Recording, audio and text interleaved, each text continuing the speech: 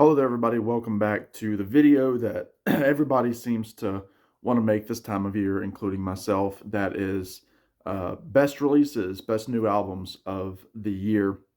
Now, normally I don't do this until, January, but I wanted to go ahead and get it out there.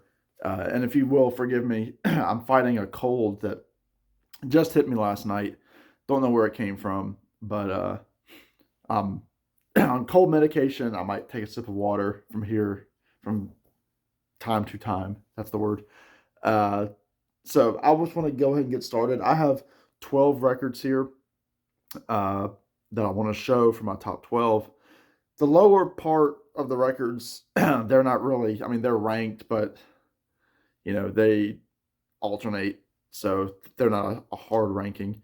There are a lot more other albums that I have from this year, reissues and things like that I might show on another kind of year-end video. But this is the big one. This is my favorite albums of 2024. So let me jump in to number 12 here.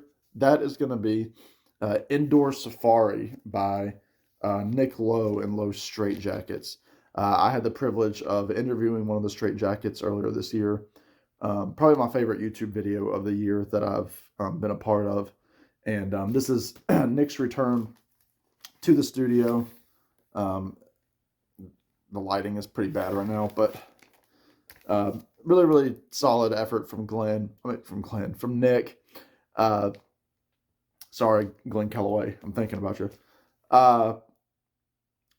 It's a lot of songs that were recorded years ago. They were re-recorded for this. There's also some new stuff on here. But really, really good stuff. Indoor Safari by Nick Lowe. I did a review on that as well. Number 11. I just saw this guy in concert. This is Willie Watson, formerly of the Old Crow Medicine Show. This is his self-titled album. 9 tracks, mostly original. A couple, or one cover. If you like traditional folk music, acoustic music, in the vein of Woody Guthrie, that kind of stuff. This is a very stripped back record. It is produced by Kenneth Pattingale of the Milk Carton Kids, who are also a great vocal harmony duo. But yeah, again, I just got to see Willie last week, a little more than a week ago. Great show. He did just about this whole record in its entirety, as well as other stuff. But I really enjoy this. If you want a nice, pure folk record, it's got some banjo picking on there, but it's pretty much middle of the road, mid-tempo kind of songs. So Willie Watson, self-titled, is number 11. Number 10, surprisingly for a lot of people, this is another self-titled record. This is the Avett Brothers and their self-titled record. I feel like this record went by the wayside when it came out, unfortunately. I think that people kind of forgot that it came out. This was, I should say, this was a birthday gift, this particular copy, from my buddies Alex over at Beer and Vinyl and Jason Arsenault, former YouTuber, and they got me this for my birthday. But it's a beautiful package. I mean, it's got an OB. I won't take these out because I just don't want to make this too long. It has an OB strip. It's kind of an embossed cover. I don't know if you can see kind of the pattern there. There you go. And there's also a booklet with lyrics and sketches as well. Some artwork. This is the sleeve. But yeah, it's got some good stuff. Orion's Belt, Country Kid, both of those songs are really kind of classic Avett Brothers tunes. There's some good stuff on here. Cheap Coffee is great. Love of a Girl is good.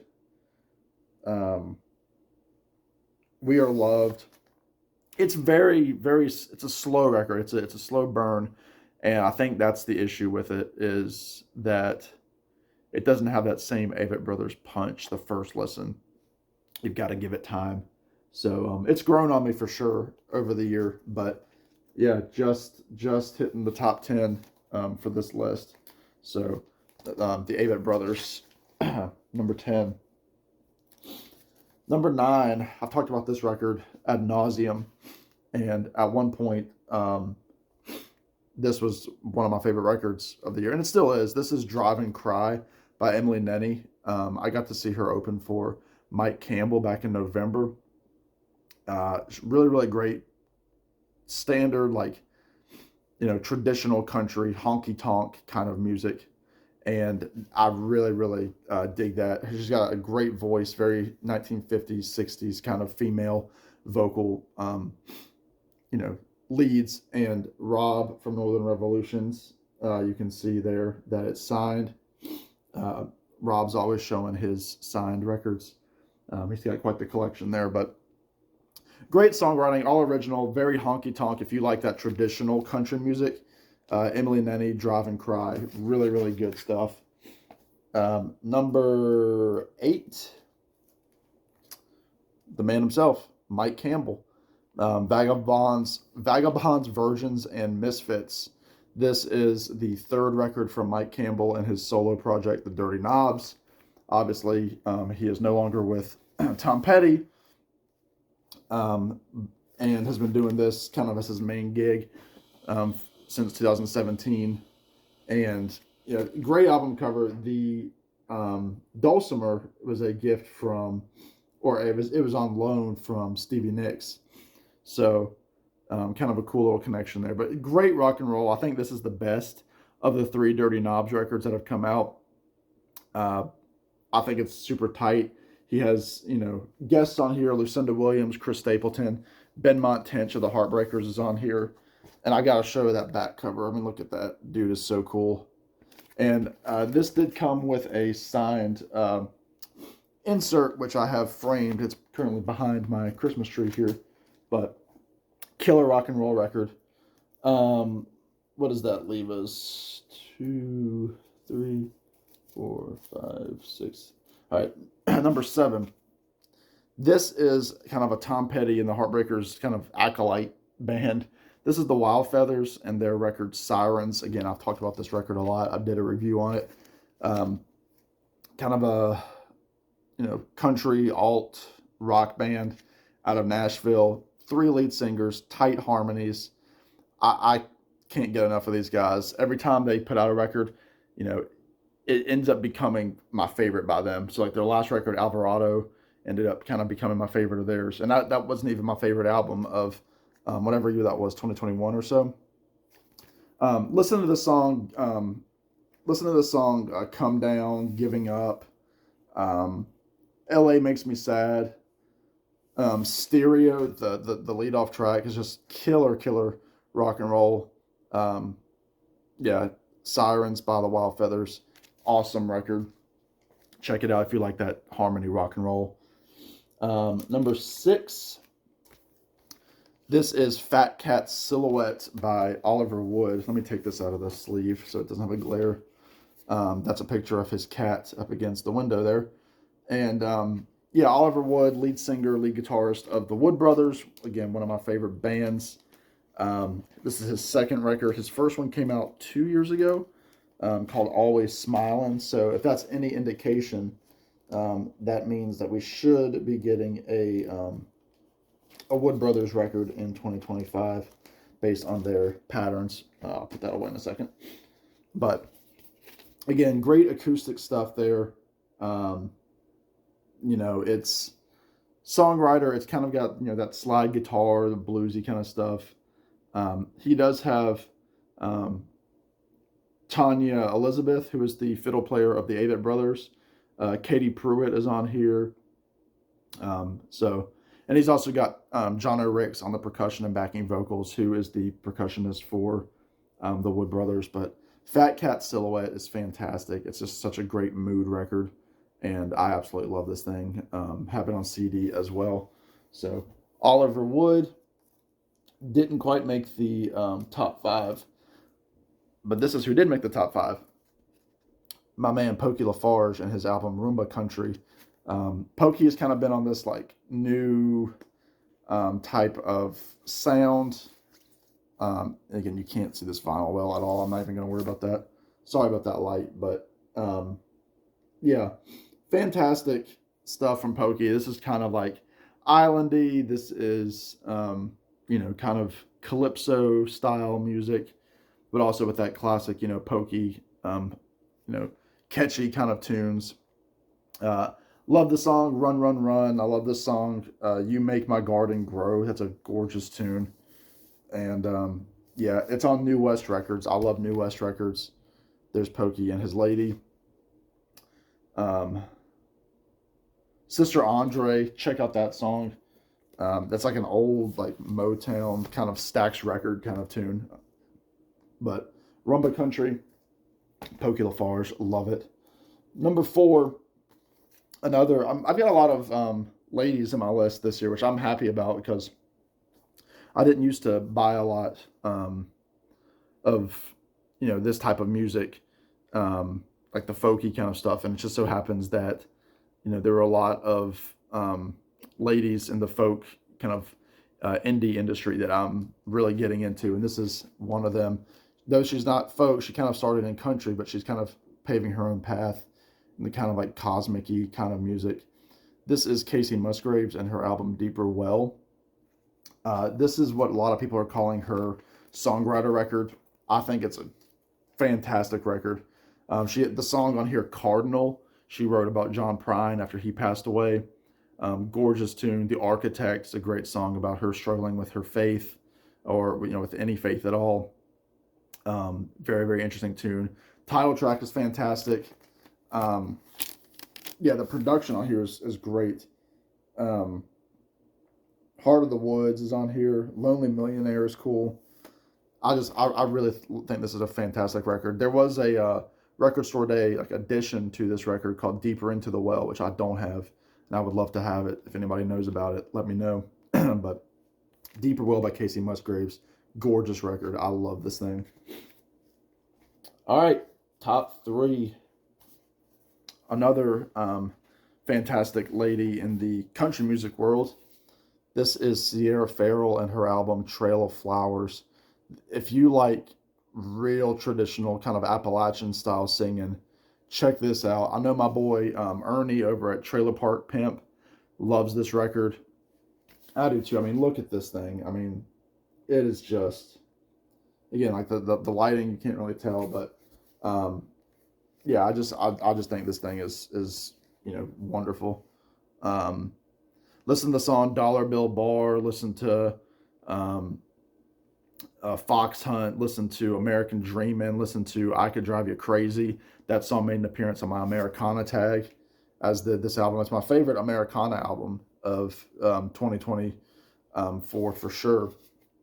And yeah, if you like kind of like that mountain singing, this is it for you. This is just such a great record. But she's a lot more than that.